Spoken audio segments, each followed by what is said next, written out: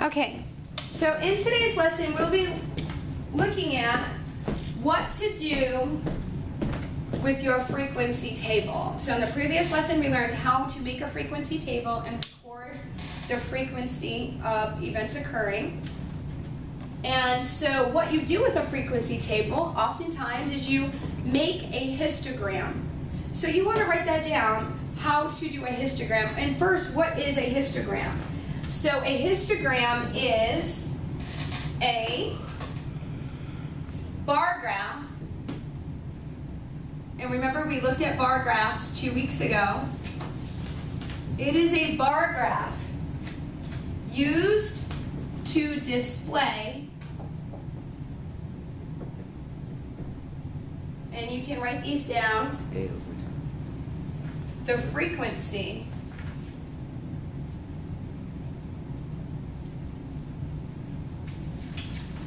of the data,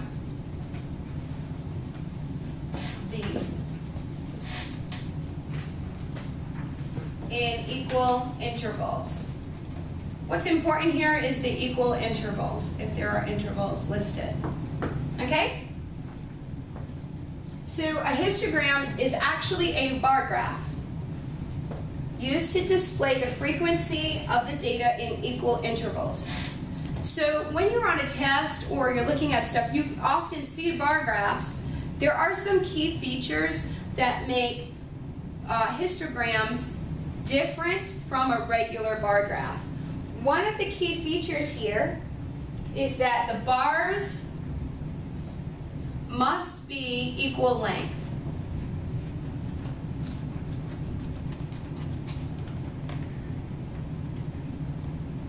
Equal width. I want to use the word width. So they have to be like the same amount wide.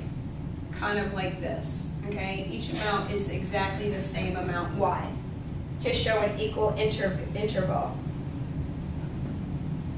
Also, the bars do not overlap. So one bar wouldn't be there and another bar comes up like here where they overlap there. They do not overlap. The third feature is that the bars do touch. In a histogram, that's one of the key features, is you're going to know that each side, they touch. See here? They're touching smack right dab next to each other. Okay? Versus in other bar graphs, you might see a bar here, a bar here, a bar here. Those are not touching, there's space in between. Okay? So that's what a histogram is and some of the features. So how do we create the histogram? Remember, we're taking information from a frequency table. All right? It's just not generic information. So what you're going to do is you're going to use the scale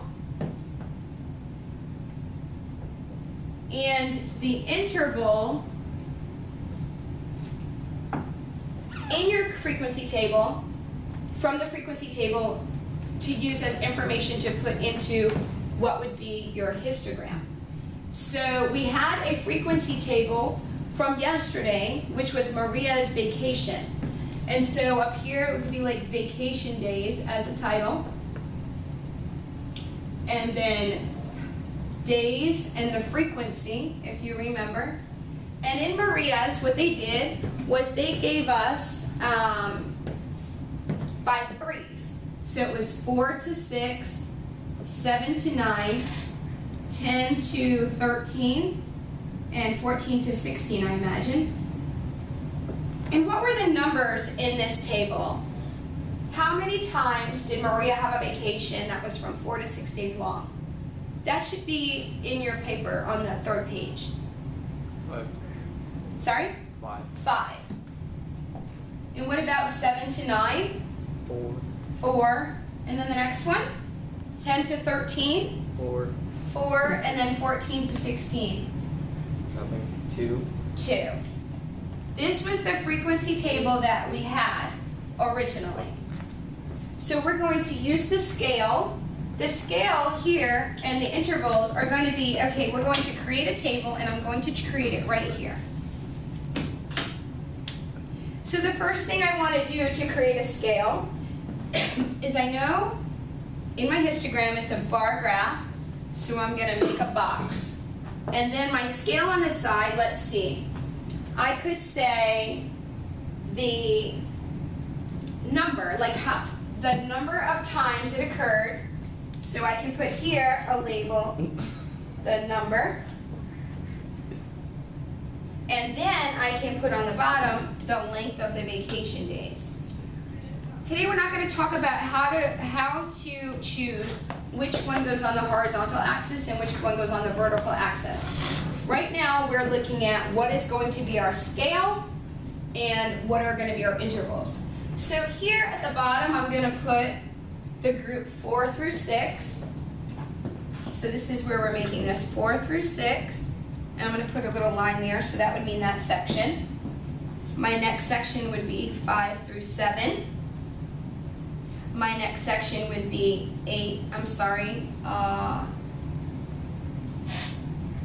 4 through 6, 7 through 9, 10 through 13, and then I have 14 through 16. It's a little messy here, but you can see this is the intervals of the length of her vacation. Understand? On the top here, on the left-hand side, I'd have to be looking at what are the frequencies. It only goes from 2 to 5. So I think I'm going to label from 0 up to 5. Okay? So on my vertical axis, I'm going to put 0, 1, 2, 3, 4, 5 to the top. So those are my markings. It looks like I'm starting out to make any sort of bar graph. Actually, any graph at that. It could be a bar graph or a line graph. In this example, because we are doing a histogram, what we did was we used the scale and the intervals from the table. And the next thing you're going to do is you're going to actually draw a bar for the number of scores in each. Okay? So what that means, the number of scores in each here, are going to be, so from 4 to 6, there were a frequency of 5. So my bar would be way up here at 5. You see? And I'm going to pull it down here. This is the bar for 4 to 6. And I'm going to shade it in. I'm shading with the blue right now, and I'll switch colors here in a moment. So that's actually creating the first set of information here that says from 4 to 6 day long vacation happened 5 times. That's the frequency. 5 times she took a 4 to 6 day vacation. You're going to continue and do the same thing. However, the points you need to be aware of, bars should be the same width. So when I go to my next one, I want to make sure it's the same width when I do this. So from 7 to 9, there were 4 vacation days. So I'm going to go from the 4, and I'm going to go the same exact width. You see how it's about the same size. I'm going to shade this one in a different color, but you can shade it in the exact same color. So notice, I'm eyeballing it, but it's about the same exact width. The other feature that you want to have on there is that they should be touching. They should touch. Again, remember that's one of our features of a histogram.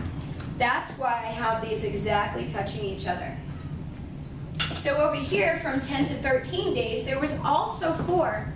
So I would do that. I'm going to show that in another color as well. So I'm going to stay straight across that 4 line, but notice they're still touching and still about the same width. If you were using graph paper or a ruler, you could do that perfectly, but right now we're just doing for the sake of class. And then for the last group, 14 to 16 days, 2 vacations were that long. I'll use the green. So I'm going to come down here to 2, and I'm going to make the graph right there. Again, same width, touching but not overlapping each other. So what I have done here is taken the information from the frequency table, putting it into a histogram. It doesn't necessarily tell you the raw data, but what it does tell you is how many vacations compared to each other in length. Okay? Number 3 is that you want to make sure to title and label the horizontal and vertical scales. So that's where we put over here, these are the number of times it occurred, the length of the vacation, and I would give this title Maria's Vacation Days. Or however, as long as you have a general title that matches your information. So what do we do with the frequency table? We make a histogram. A histogram is a bar graph that's used to display the frequency of the data in equal intervals, and some of the features is that you will have equal spaces. Then also they will be touching, but they will not be overlapping. That's how you'll distinguish it separate from a regular bar graph. When you're completing it, you're going to create a scale and an interval, and you're going to draw bars for each of them, making sure they're the same width and touching, and making sure you add all your titles and your labels on. That's what we do when we have our frequency table and the next step in the process.